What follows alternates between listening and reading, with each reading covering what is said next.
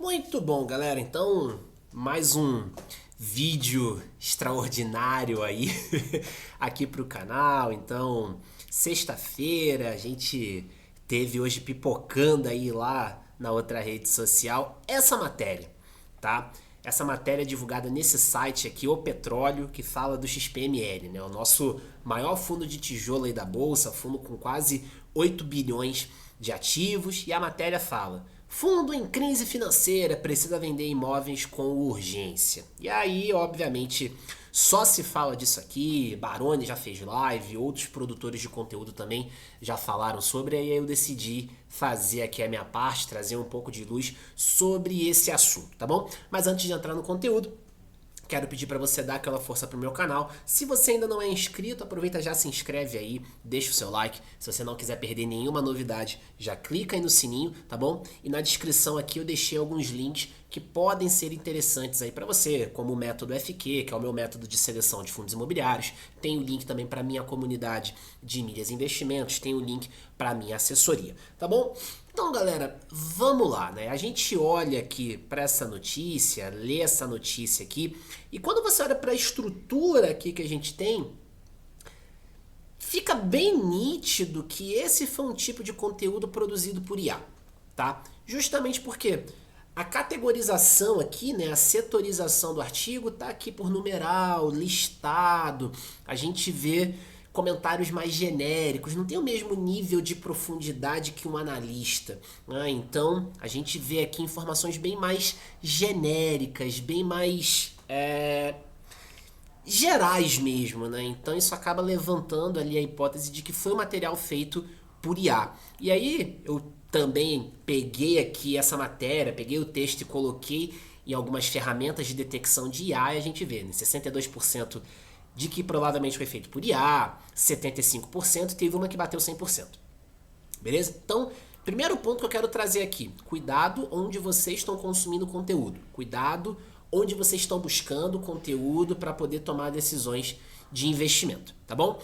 O fato é, a gente tem aqui XPML, no momento que eu estou gravando esse conteúdo, batendo aí uma alta de 0,63%, cotado a R$ 97,00, um yield de 11%, fundo com mais de 560 mil cotistas, quase 12 milhões de liquidez, mais de 4% de participação, patrimônio líquido na casa de 6,4, quase 6,5 bilhões, desculpa. Mas quando a gente olha aqui total de ativos, 7,8, quase 8 bilhões de ativos. É realmente um portfólio muito robusto, tá bom? Aqui é o informe trimestral, aqui é o informe mensal, desculpa, mas a gente tem também o informe trimestral, né, pegando ali a consolidação do fundo do último trimestre, beleza? E aí, vamos lá, vamos pegar o relatório gerencial do fundo aqui para a gente trazer alguns pontos. Beleza? Então, a gente tem aqui algumas aquisições. O fundo no ano passado anunciou bastante movimentação, teve participações bem robustas ali em algumas compras. Então, a gente teve aqui essa aquisição aqui da Alus, tá bom?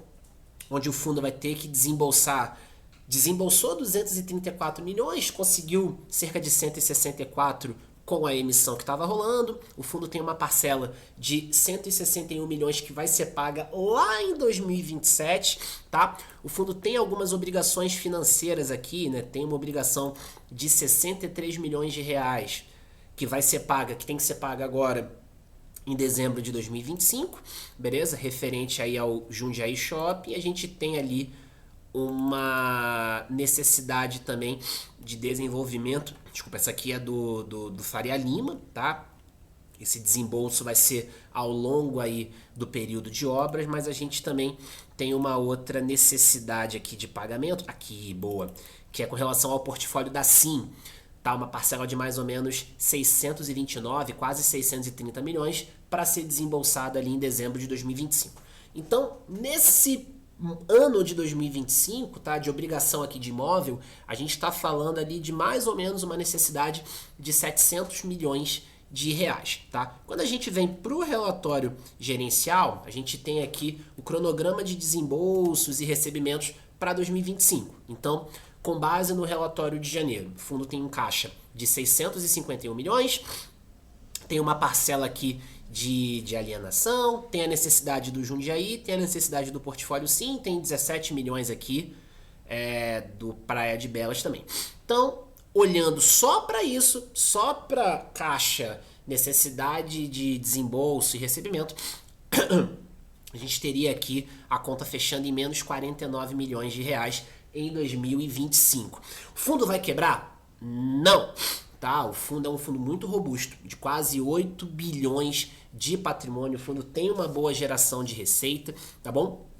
E assim, além disso, muita coisa pode acontecer no meio do caminho. A gente está indo em fevereiro, a gente pode ter uma melhora no mercado, a cota do fundo avançar no mercado, abrir uma janela aí de captação e o fundo conseguir captar uma grana para conseguir ficar tranquilo. O fundo também pode vender ali um pedaço de participação, tá? A gente teve a venda do Cerrado Shopping no ano passado, o fundo pode também vender mais alguma participação ali no outro ativo ou algo do tipo, para poder fazer um ganho de capital e conseguir ter mais grana em caixa para conseguir honrar aqui os pagamentos. Mas o fato é, o fundo não vai quebrar, o fundo está longe disso, diferente, por exemplo, lá do XPPR, tá? Onde a gente teve uma conjuntura não muito favorável, tá bom? Então, quando a gente olha para as obrigações em termos de CRI, as obrigações de CRI, para esse ano de 2025, a gente tem uma necessidade aqui de cerca de 24